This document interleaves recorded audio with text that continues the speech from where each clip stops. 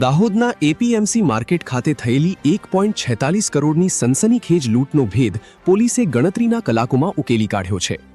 26મી તારીખે બાબુકાંતિ આંગડિયા પેઢીના કર્મચારીઓ પાસેથી 1,41,00,000 રોકડા અને 5 લાખના પાર્સલ સહિત કુલ 1.46 કરોડની લૂંટ ચલાવી 6 આરોપીઓ ફરાર થયા હતા।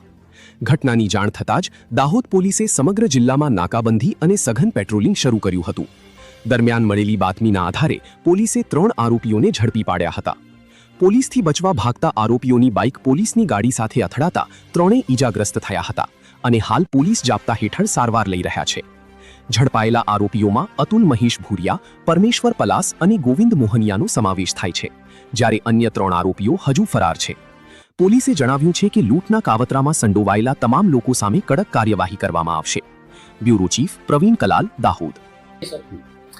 તારીખ 26ના રોજ દાહોદના એપીએમસી માર્કેટ ખાતે એક ઘટના ઘટી હતી। એ ઘટનાની વિગત જોવા જઈએ તો એ પ્રકારની છે કે દાહોદની અંદર આવેલા બાબુકાંતિ આંગડિયા પેઢી છે કે ત્યાંથી એમના કર્મચારી આંગડિયા પેઢીના પૈસા અને જે પાર્સલ હતા એ લઈ અને માર્કેટમાં જઈ રહ્યા હતા, એપીએમસી માર્કેટમાં। એ વખતે 2 બાઇક ઉપર આવેલા 6 જેટલા ઈસમોએ તેમને આંતરી તેમને માર મારી તેમની પાસે રહેલ બેગ કે જેમાં 1,41,00,000 રોકડ અને 5 લાખના પાર્સલ હતા એમને લઈ લૂંટ કરીને ફરાર થયા હતા।